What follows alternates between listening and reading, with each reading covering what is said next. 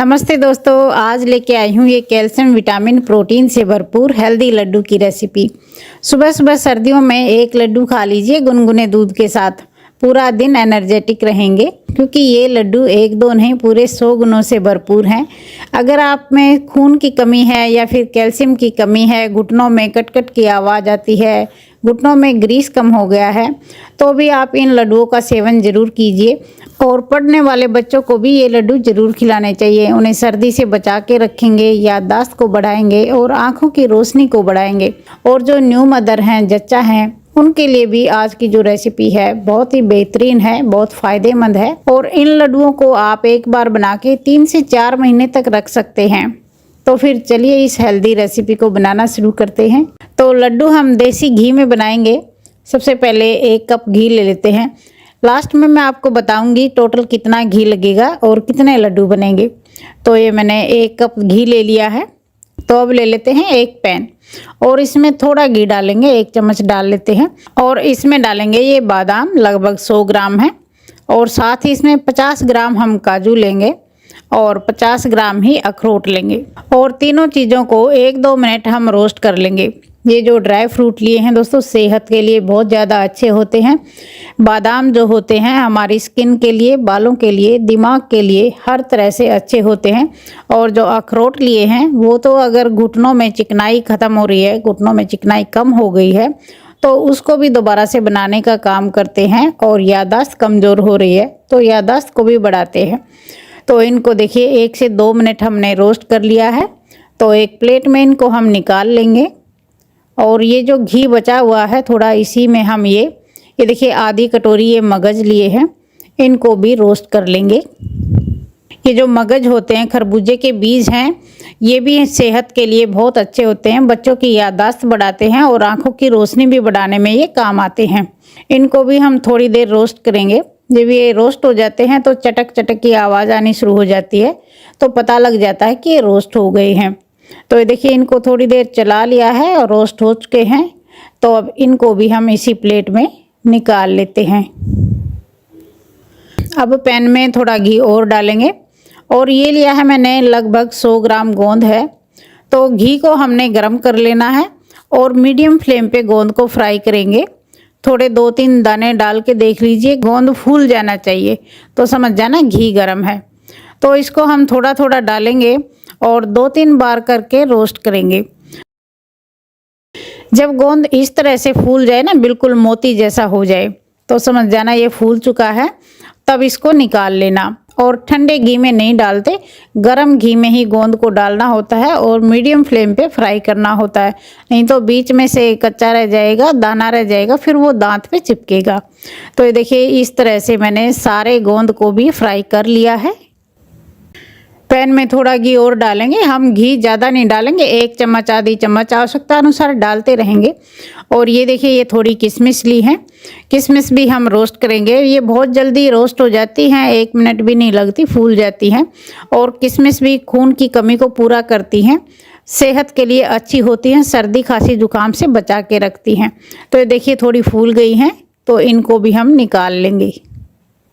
ये मैंने एक नारियल को, जो सूखा नारियल होता गोला, उसको काट लिया था, ये इसमें डालेंगे। और ये लिए हैं मैंने 8 से 10 ये ड्राई डेट्स होते हैं, जो छुआरे होते हैं, उनको कूट के और इनके बीज निकाल दिए हैं। ये आगे का इस तरह के होते हैं। ये देखिए ये इस तरह के होते हैं सूखे वाले खजूर, और इनके बीज मैंने निकाल दिए। आगे का जो ये डंठल होता है ये भी हटा दिया है।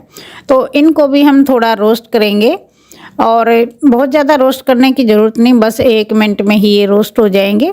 ये गर्म हो जाएंगे तो पीसने में आसानी रहेगी, मिक्सी हमारी आसानी से इनको पीस देगी।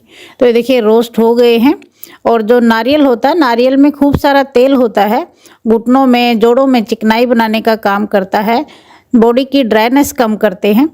बहुत ही बेहतरीन ये चीज़ होती है। ये जो छुआरे होते हैं सर्दी से बचाते हैं, खांसी जुकाम होने से बचाते हैं। तो देखिए रोस्ट हो गए हैं, तो इनको भी निकाल लेते हैं।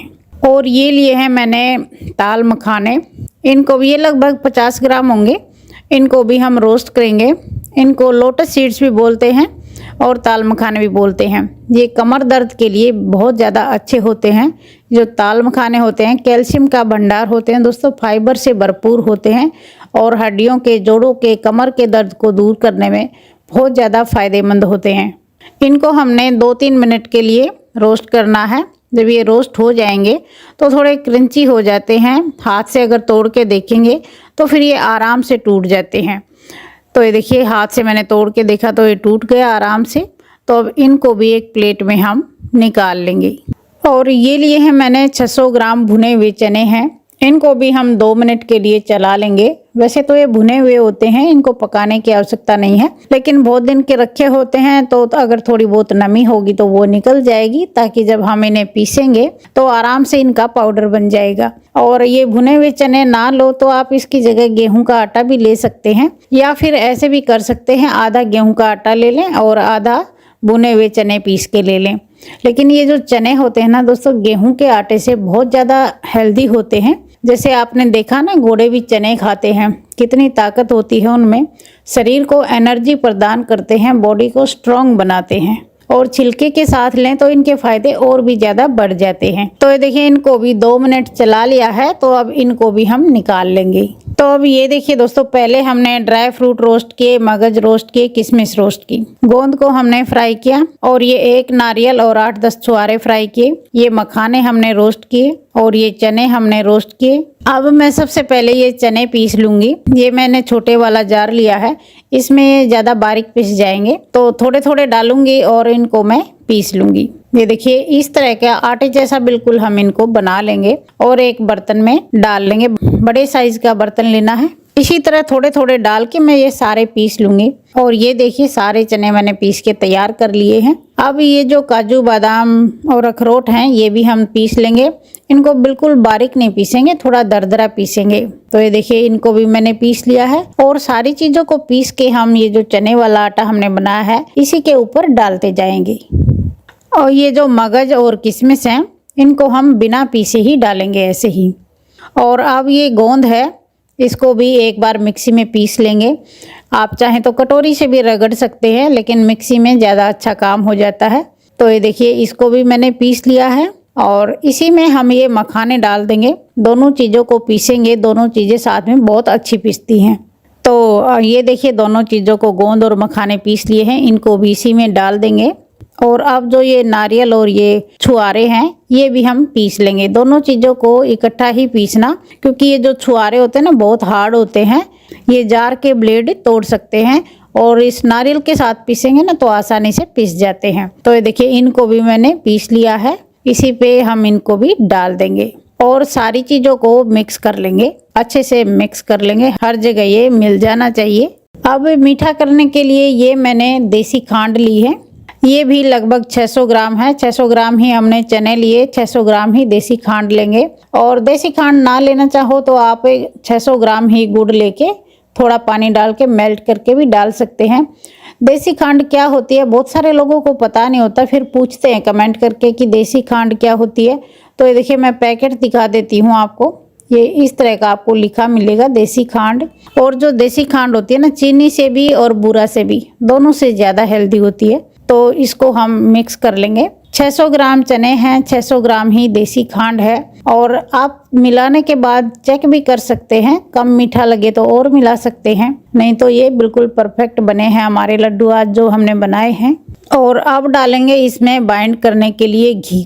पहले 1 कप घी डाल देते हैं और इसको मिक्स कर लेंगे।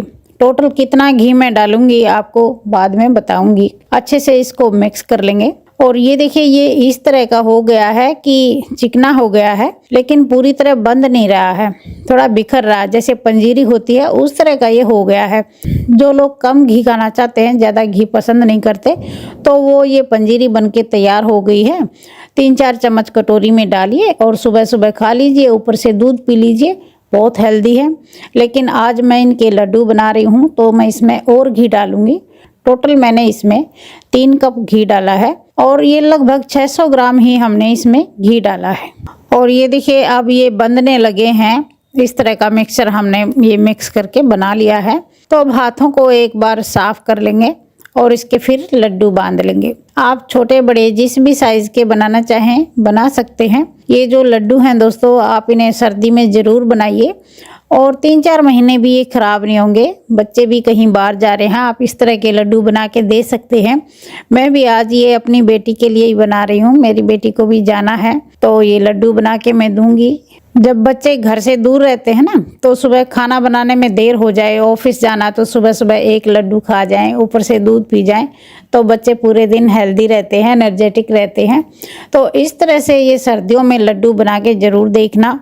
सर्दी खांसी जुकाम से बचा के रखेंगे, एनर्जेटिक रखेंगे। बच्चों को भी ज़रूर खिलाना, दिमाग को तेज़ करेंगे, बच्चों में एनर्जी आएगी। इतने मिक्सचर में हमारे 46 यानी कि 46 लड्डू बन के तैयार हुए हैं।